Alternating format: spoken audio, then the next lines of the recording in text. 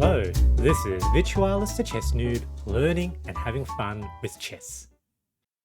The first priority in chess is king safety, and an operationalization of this is the tactic of always looking for checks that the opponent has against your king.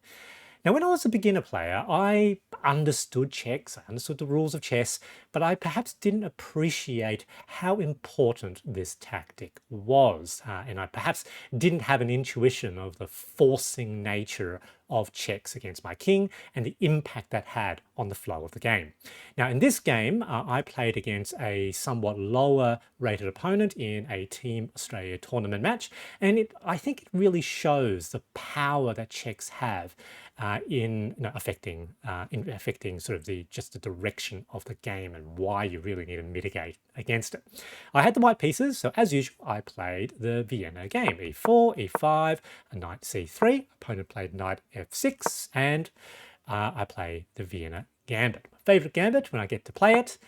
They decline with knight c6, which of those of you who understand the Vienna Gambit would know that that is a mistake. So capture, they capture back with knight, but now you have d4 attacking the knight. Knight has to jump either to one of these two squares. Either is not good for the opponent because now forward with e5 attack the knight again, and the knight must retreat. And kudos to my opponent for finding that move. That is in fact the best move, but it is a backward knight's move, so not so easy for beginners to find. Now knight to f3, preventing that check. Our opponent now plays d6, a very common move, and now I play bishop to c4. And those of you who sort of follow my channel will know about this highly dubious bishop sacrifice. They capture, and I decide to do it in this game because it's a lower rated opponent and, checks. So the opponent should look for checks. So I do have a check there. Now, obviously, they probably wouldn't expect that check because it does look like a bishop sacrifice and it's objectively bad. But now they take. Okay, and now here I short castles. And here are the two checks. So here there's a potential check with the knight in this direction, but also if the knight moves, there is a discovered check. So really here, the opponent must really do something about that. So logically moving the king out of the way, so it can't be checked, or maybe blocking with the knight. Now, my opponent opts not to do that, maybe didn't see the checks, and this is potentially a theme for my sort of lower rated opponent. They decide to play bishop d6, and that seems to make a logic. You want to develop your pieces, control the center with your pawns, but remember, first priority is king safety. So now I get to capture with double check. And the thing with double check is, apart from very unusual geometry, the king must move. Generally, with double check, it is not possible for the check to be blocked because there's two pieces providing check. So king now must move. Now the opponent decides to move the king to e7. And why was that not the best move? And as per some of the arrows before, is because now I've got a number of different checks that are available to me. So remember, checks are forcing moves. You must respond to the check. And particularly for your opponent, if their check comes with development of their pieces, they're effectively winning moves, winning tempo. So look here, there's a check here. There's potentially a check here.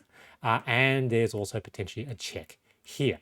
Now, the move I eventually made was this check, but I'll go back into that. So the best move here, and with those three checks, I actually wasn't sure which one was the best one, but the best check here is actually with the bishop, because here what the opponent can do is they can block. However, you now check with the knight. King must move. They take that knight, capture back, and at the end of this, effectively, you win that rook. So that was the best check to give in that position. So back here.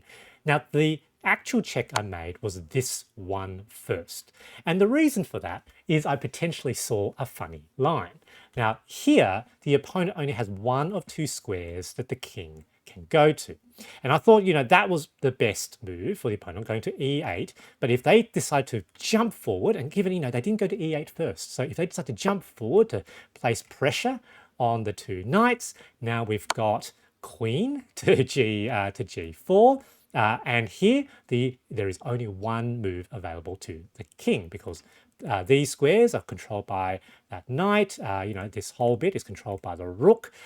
This square is controlled by this knight. So the king only has one move, which is to take the knight. And then you've got checkmate with pawn king in the middle of the board. Absolutely brilliant. Because I saw that potential checkmate line, that's why I decided to give this check in this position, hoping that they would come forward. However, my opponent played the right move to play king to e8, and I think we're actually pretty close to equality here. So that's why that bishop check originally was best. Now here, king is here. Now let's look for checks. So this square is obviously quite well defended. If I can get the queen here, that would be checkmate. So queen to f3, and that's my goal. And that's what the opponent really needed to see. However, they didn't see it. They decided to gobble up material, again missing the check, except that this check was also checkmate. Good game, GG. The big takeaway here is you must look for checks against your king and calculate what this implies if one or more exist. I hope you found this video interesting and thanks for watching.